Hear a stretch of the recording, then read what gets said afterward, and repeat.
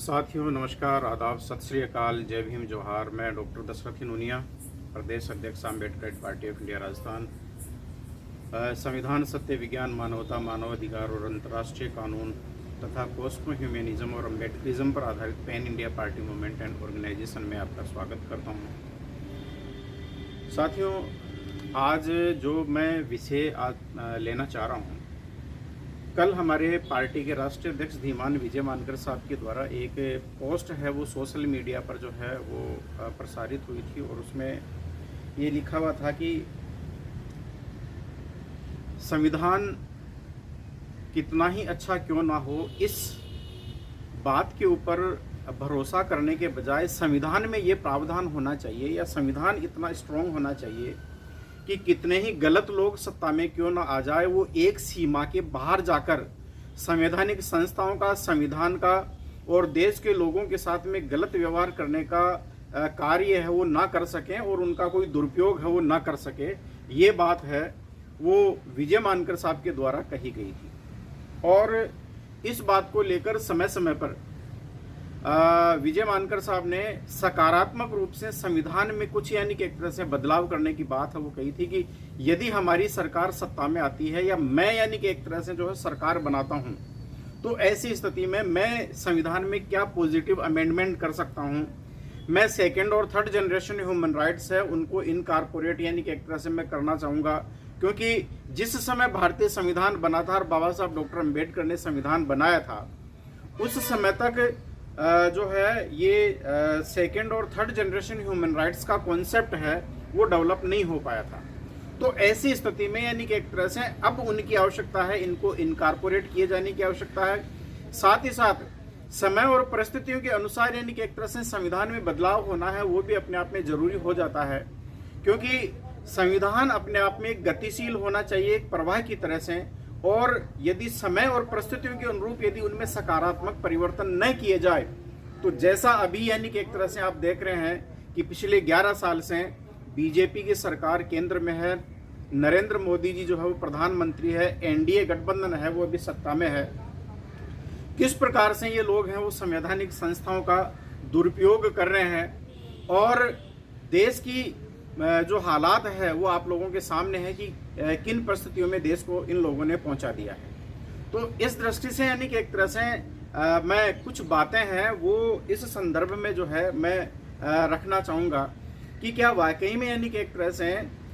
संविधान में कुछ ऐसे सकारात्मक संशोधन होने चाहिए या ऐसे कुछ सकारात्मक यानी कि एक तरह से प्रावधान है वो संविधान में आने चाहिए, और वो आने चाहिए तो वो क्या क्या प्रावधान है वो संविधान में आने चाहिए जिससे हमारा जो संविधान है वो बेहतर और प्रभावी बने। और यदि इस प्रकार के गलत लोग यदि सत्ता में आ जाए तो उनको यानी कि एक तरह से जो है रोका जा सके और उनके ऊपर नकेल है वो कसी जा सके। तो वो ऐसे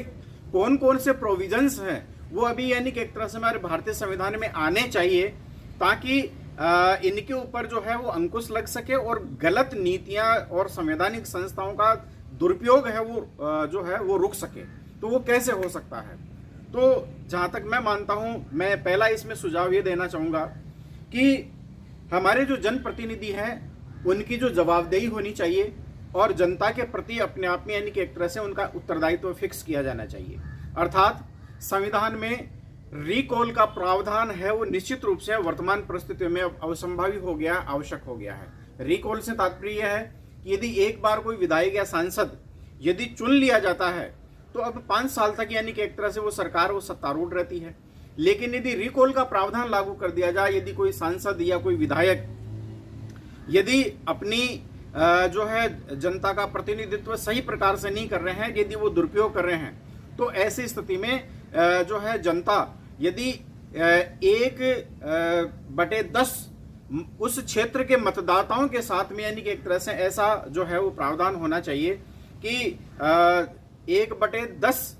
जो लोग हैं लिखित रूप में यानी कि एक तरह से ये प्रस्ताव पारित कर दें कि वर्तमान सांसद के द्वारा या विधायक के द्वारा सही प्रकार से यानी कि एक तरह से जनता का प्रतिनिधित्व नहीं किया जा रहा है। तो ऐसी स्थिति में यानी कि एक तरह से जनता है वो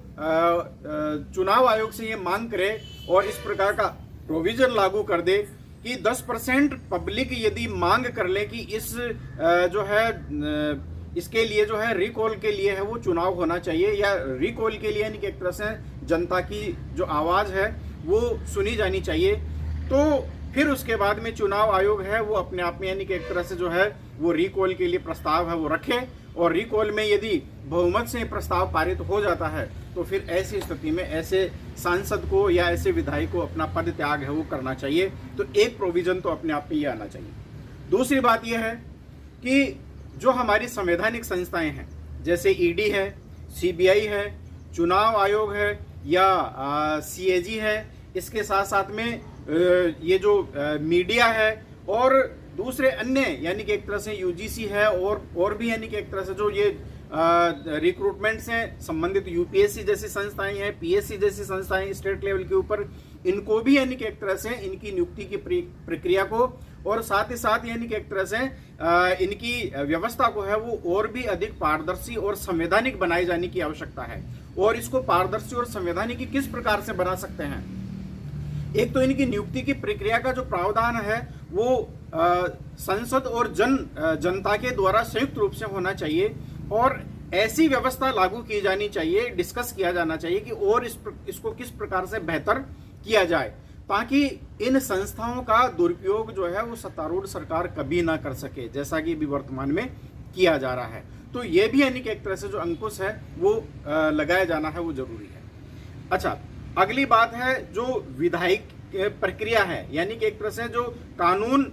या जो विधि प्रक्रिया है वो भी अपने आप में यानी कि एक तरह से और अधिक पारदर्शी है वो बनाई जाने की आवश्यकता है। और इस विधायी प्रक्रिया को पारदर्शी किस प्रकार से किया जा सकता है? इस विधायी प्रक्रिया को पारदर्शी बनाए जाने के लिए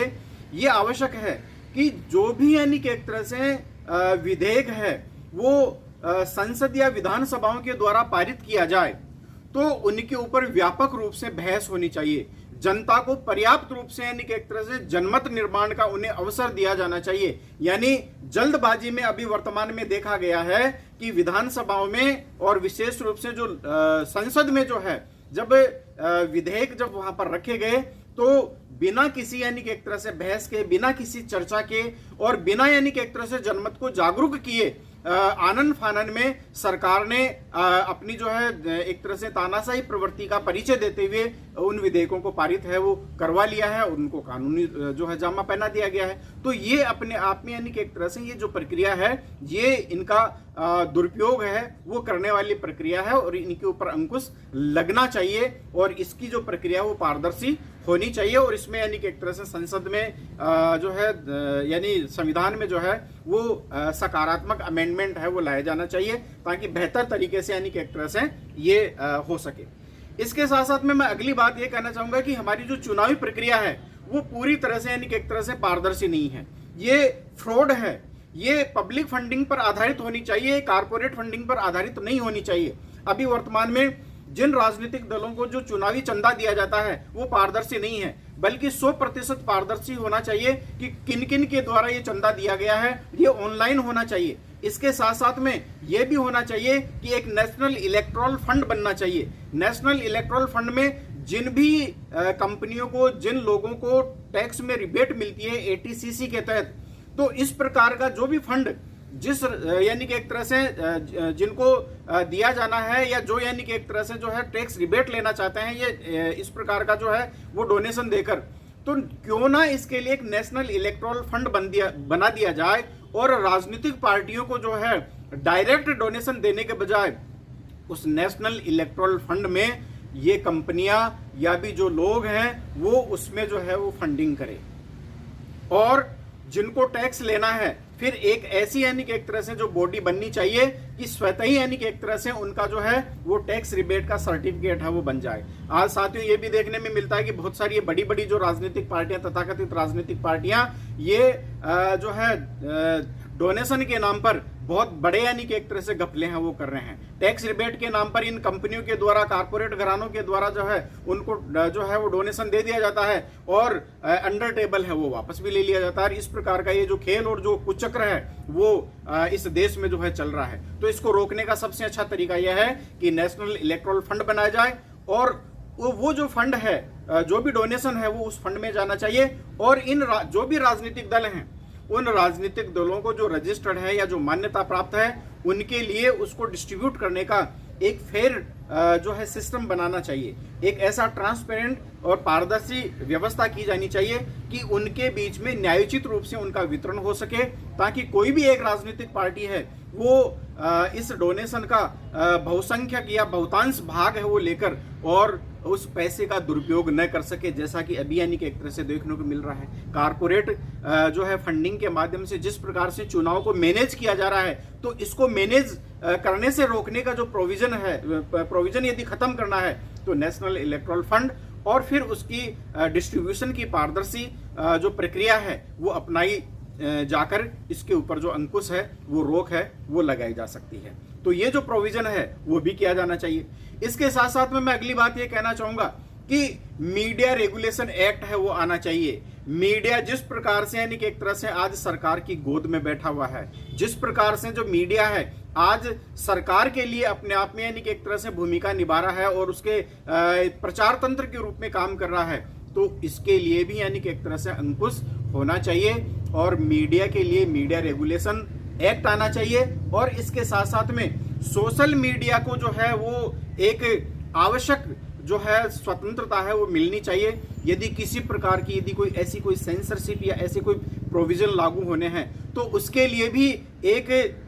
जो है एक आचार संहिता है बननी चाहिए। और यदि उस आचार संहिता का यदि कोई उल्लंघन कोई media platform, social media platform करता है, तभी उसके ऊपर अंकुश लगना चाहिए, अन्यथा उनके ऊपर अंकुश भी नहीं लगना चाहिए, जैसा कि अभी वर्तमान में देखा जा रहा है। हाँ, ये जरूर है कि यदि वो फेक न्यूज फैलाते हैं, यदि उनको दुरुपयोग करते हैं, तो निश्चित रूप से यानी कि एक तरह से इसके ऊपर जो है वो रोक लगनी चाहिए। लेकिन जनमत निर्माण में आज जो है इसकी सोशल मीडिया की महत्वपूर्ण भूमिका है, क्योंकि सोशल मीडिया ही एक तरह से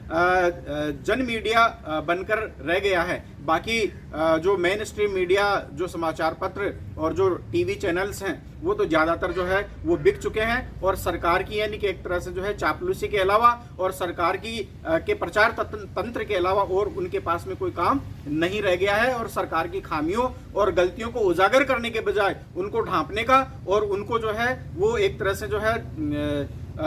प्रश्रय देने का जो काम है वो आज का ये जो मीडिया है वो कर रहा है। तो मीडिया रेगुलेशन एक्ट है वो भी आना चाहिए। यदि इस प्रकार की यानी कि एक तरह से व्यवस्था है वो इस देश में लागू होती है, तभी यानी कि एक तरह से हमारा जो संविधान और सुरक्षित रहेगा और हमारे जन कल्याण की जो नीतियां है, देश की जनता की यानी कि एक तरह से जो नीतियां हैं, उनके ऊपर ये जो जनप्रतिनिधि और ये सरकारें हैं वो काम करने के लिए बाध्य होंगे। अन्यथा जिस प्रकार से आज सरकारें और जो शासन सत्ताएं हैं, सत्ता के केंद्र है, वो बेलगाम हुए हैं, निरंकुश हुए हैं, तो इनके ऊपर अंकुश लगाने का एकमात्र तरीका मुझे तो यही नजर आता है। साथियों, यदि आप मेरी इन बातों से सहमत हैं, यदि आपको लगता है कि इन बातों में दम है, तो मेरे इस वीडियो को जो है आप ज्यादा से ज्यादा लाइक करें, सब्सक्राइब करें। और ये विचारधारा है वो हमारी पार्टी की है, अम्बेडकराइट पार्टी ऑफ इंडिया की विचारधारा है, जो संविधान, सत्य, विज्ञान, मानवता, मानवाधिकार, अंतर्राष्ट्रीय कानून, कॉस्मो ह्यूमनिज्म और अम्बेडकरिज्म पर आधारित pan India party movement and organization है, जो इस देश के लिए ज्ञान, विज्ञान और मानवता के आधार पर यानी कि एक तरह से इस देश को विकसित भारत है वो बनाना चाहती है। और हमारा विजन है कि आने वाले 20 साल में हम इंडिया को यानी कि एक तरह से आगे ले जा सकते हैं। हम अमेरिका और चाइना जैसी कंट्रीज को हम बहुत जल्दी सुप्रसिड कर सकते हैं, बशर्ते यानी कि एक तरह से जो है यहाँ का चुनावी सिस्टम है वो सही हो। और जैसा हमारे पार्टी के राष्ट्रीय अध्यक्ष धीमान विजय मानकर साहब जो है उनका विजन है, आप उनको यूट्यूब के ऊपर उनके वीडियो को जब आप सुनेंगे, आप सर्च करके उनके नाम को सर्च करके जब आप उनकी विचारधारा से अवगत होंगे, तो आपको पता लगेगा कि वाकई में यानी कि एक तरह से जो है वो हम आगे बढ़ने के बजाय पीछे की ओर जा रहे हैं। क्योंकि वर्तमान जो सरकारें हैं, इनका जो काम है वो जाति, धर्म, संप्रदाय के आधार पर यानी कि एक तरह से इस देश में विभिन्न प्रकार की ये जो एक तरह से जो चुनौतियां हैं भारतीय लोकतंत्र के समक्ष, इनको सॉल्व करने के बजाय इनको बढ़ाने का काम और अपने हित साधने का काम है इनके द्वारा किया जा रहा है। तो साथियों, एक बार पुनः मैं आपसे निवेदन करूंगा कि आप हमारी पार्टी की विचारधारा से जुड़ें और पार्टी के साथ में जुड़ते हुए हमें आर्थिक रूप से भी आप मदद करने का जो है, जो यथासंभव आप प्रयास कर सकते हैं, वो जरूर करें। बहुत बहुत धन्यवाद साथियों।